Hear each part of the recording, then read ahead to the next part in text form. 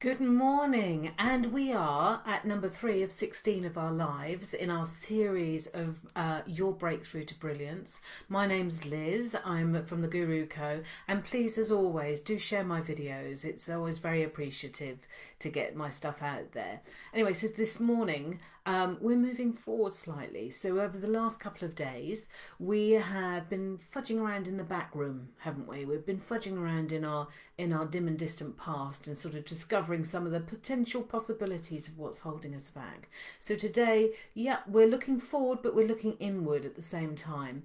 And when I say we're looking forward, what I want you to do is to consider looking at your horizon. You know where the sun rises, and wherever you are at this very moment in time, I want you just to picture that sunrise, and in a split second, just think about where that popped into your mind, in which direction, if you had to point to where that sunrise came up. And it is crucial, because even though this isn't your traditional goal setting course, because actually the goal setting courses normally talk about sort of, you know, your 6-figure plan, your 6 acres, your mansion, your Jaguar sitting in the front driveway, we often forget about the person who's got to get there and has got to actually obtain that and actually drive that going forward. And that's the bit that we are after.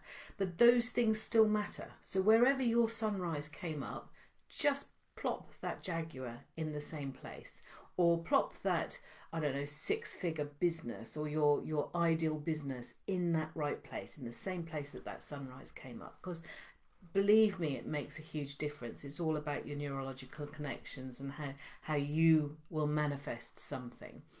But we do need to know, we absolutely need to know which direction we're going in, so that we know how to lead ourselves, lead our business, lead our teams, sort of direct our family, all of those sorts of things. So, you know, yes, we need to all have all of those bits into place, but I cannot stress just how important it is to do this inner work first. And it is tough, and I think this is why people leave it out.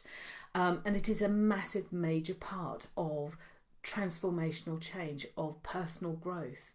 So if I asked you just to remember when you were bought that first school blazer, do you remember it?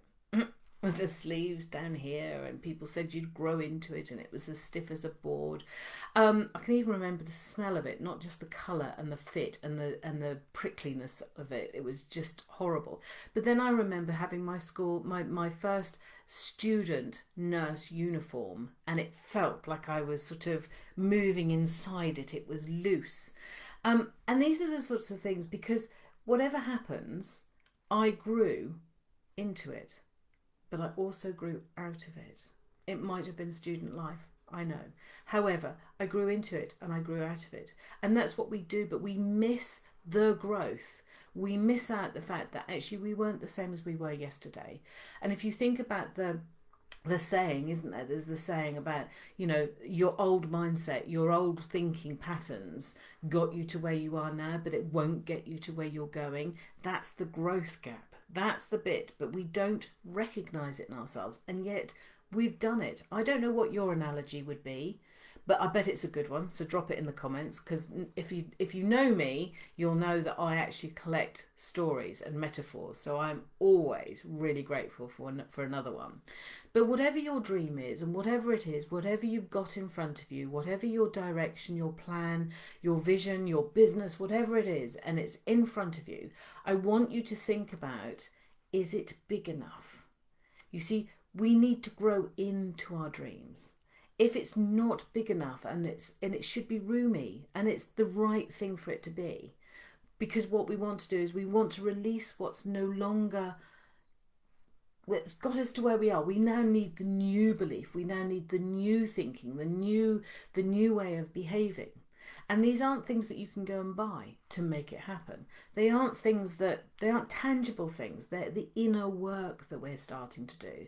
So when you take that old stuff that's still there, that you are just starting to work with, I want you to ask yourself, are you willing to let go of that feeling, to let go of that emotion, to let go of that belief? Is that belief, and is that feeling, and is that emotion, does it belong in this bigger vision, in this bigger place, this bigger blazer that you're wearing. Because the second we change that way of thinking, we change our behaviors, we change our actions, and we change how we make our decisions. So I want you to hold what we call hugs, huge, unbelievably great goals. They need to be massive. You will grow into them.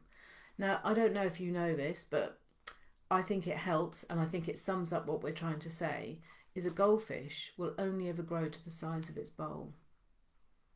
Where are you going to swim? Hope that's useful.